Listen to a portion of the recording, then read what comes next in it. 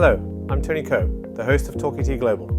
Just as AMD has rapidly caught up with Intel, the dominant player in the server CPU market, over the past 5 years, could it be possible for AMD to challenge Nvidia, the undisputed leader in GPUs, within the next 5 years? The biggest reason AMD achieved explosive growth in the server CPU market was that cloud service providers like AWS and Microsoft Azure, the largest consumers of server CPUs, could create more VMs with lower power costs using AMD CPUs. This fall, AMD will launch the MI3 50 GPU, which offers a massive 288 GB of memory per GPU, the largest currently available.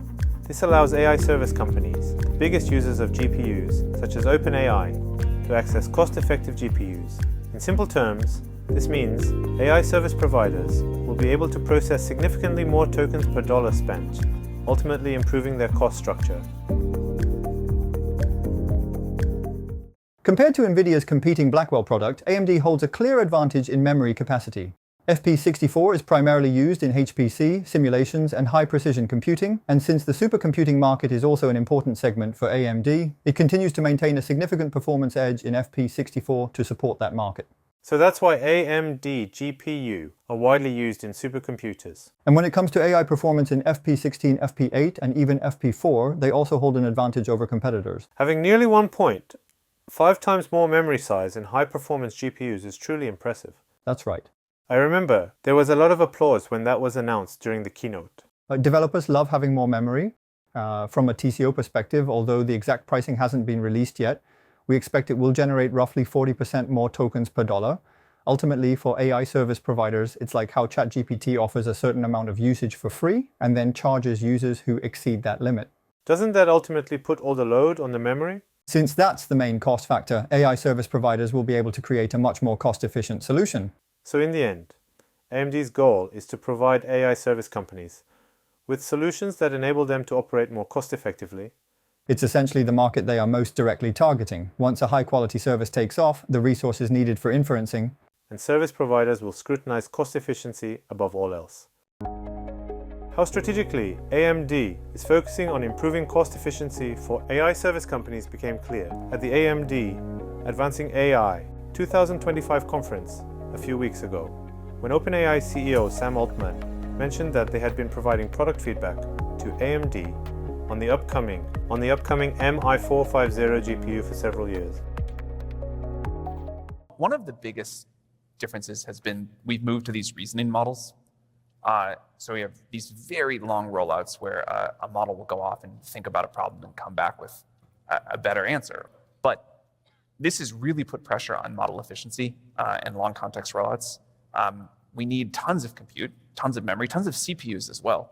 Our infrastructure ramp over the last year and what we're looking at over the next year has just been a crazy, crazy thing to watch. The MI450 series, I think, and the work we've been able to do there is, you've worked on that over the last couple of years, and we're very grateful for you listening to our input.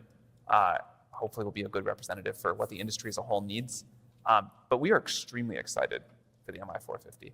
The memory architecture is great for inference. I believe it can be an incredible option for training as well. And when you first started telling me what you were thinking about for the specs, I was like, there's no way. That just sounds totally crazy. That's too big. But it's really been so exciting to see you all get close to delivery on this, and I think it's going to be an amazing thing. AMD is strategically focusing on the AI inference market, where its soon-to-be released MI350 GPU, offering the largest memory available at 288 GB, will gain a strong competitive edge. In the graph, training and inference combined account for 60%, but the inference market is expected to grow much more rapidly than training. We're already paying a lot for it now. The reason the inference market outlook is so strong is that all AI services provided to end users ultimately rely on inference solutions. Training data, in my view, has already been accumulated extensively, and from here it's more about adding data or fine-tuning as needed. The base models are already in place. What will be required next are the resources needed to deliver paid services at scale, which is why we see the inference market as such a major opportunity. One of the reasons Nvidia achieved such strong growth in the enterprise market was by creating the DGX GPU server reference model, allowing them to approach the market at the system level rather than just the board level. It seems AMD is now beginning to take a similar approach. Could this be the beginning of their entry into Nvidia's large-scale GPU cluster market?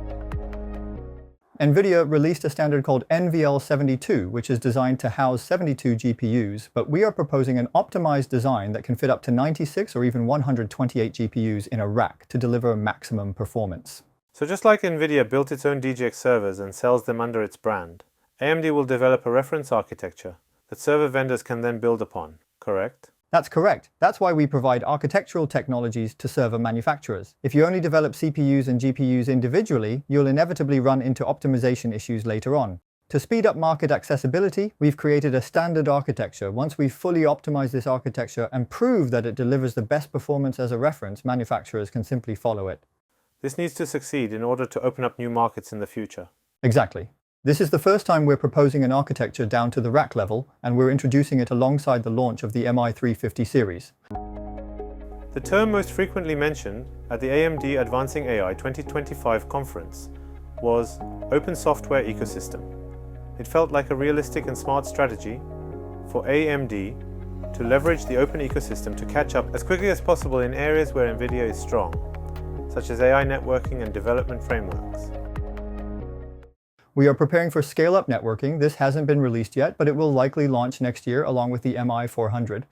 Currently, AMD doesn't have a scale-up solution, but to put it in Nvidia terms, NVLink is a network fabric technology that interconnects multiple GPUs so they can function as a single GPU.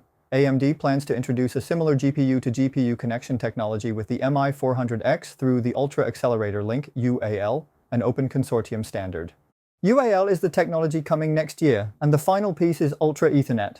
You're all probably familiar with InfiniBand, but Ultra Ethernet is a high-bandwidth Ethernet-based connection technology designed to replace it. While InfiniBand is often seen as the gold standard, it's currently supplied by a single dominant vendor. Ultra Ethernet, on the other hand, is being developed as an open standard by an open consortium. We've already launched AMD network cards featuring UAE technology, which use the RDMA ROCE EV2 protocol to connect AI servers at speeds up to 400G, and we are optimizing this technology for AMD solutions. Based on these core technologies, we are building out our platform. So, at next year's Advancing AI 2026, do you think we'll see a roadmap for large-scale clusters alongside the MI400 announcement? Lastly, your likes and subscriptions greatly empower us to continue creating content. Thank you for your support.